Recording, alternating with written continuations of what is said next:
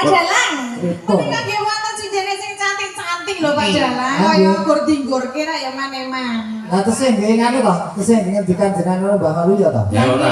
Saiki dicampur. Ya, manut. Sing pundi? Sing Ya saka sepuh sik. Nah, maksudnya Mbak karo Mbak Saras kan sepuh Mbak Saras. Saiki kok sepuh kene. Karena sinden iki Kengko bakane ulur kambang, utur panggung. Oh iya.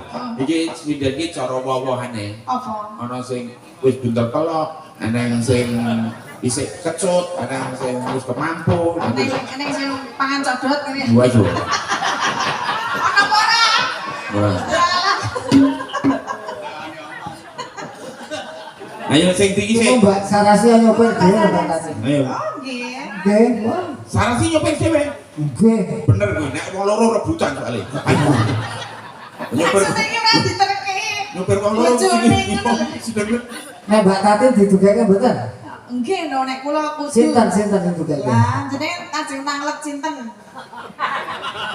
Sapa ya? Sapa? Deden Tulus? Genah. Oh, genah. Saiki nanti ya le makan iki. Ajeng napa? Ya ajeng kula tekoni. Tekoni napa? Lewat endi? Nah terus Nek lewat perapatan kudu amit-amit. nek ora amit-amit. Ya tekan. Iki ngomong apa iki jenenge Dene. Mulane tak oyak terus iki jane ora ngomong apa to iki endi iki apa? Ini Mas Tulus nggih. Ya. Kon Nggih. apa? Iki gayo gak iso arep kandung hadiah. Anu apa? Hadiah. Oh, mboten mengke tesih anu Mbah niki kersane warga niku mangke fragmen. Nah, fragmen. Waduh tidak. Oh ora ket mau pramen iki. Le maca Maksud le maca pramen iki lek yo ket mau dadi persiapan. Lah kok yahene maca prasmen. Fragmen. Lah iya. Nah, Wah, tidak. Prasmen. ana sing njaluk prasmanan ya Mbak Tatin dhisik. Ono biyen. Prasmanan badanmu kok Prasmanan nek iki fragmen. pangundutan prasmanan maksud.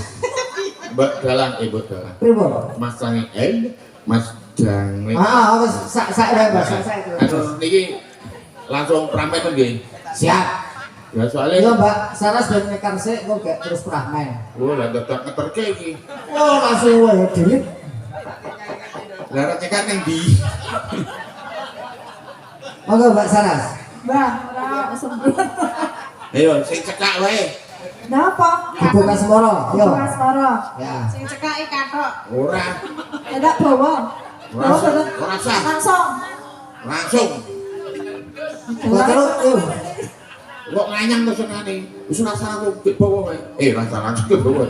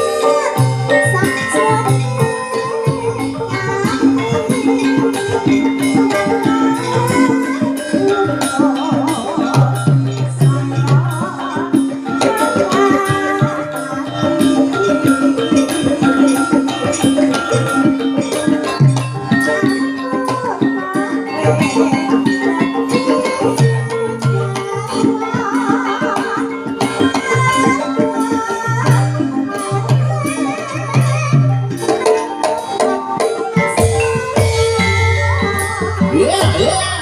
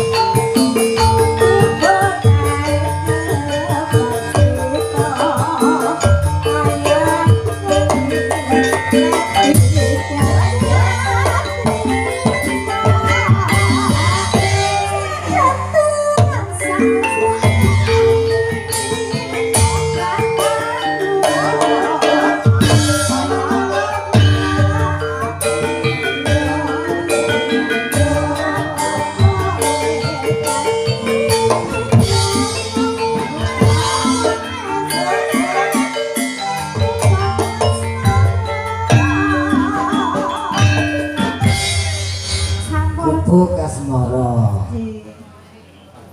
Matur nuwun Mbak Saras.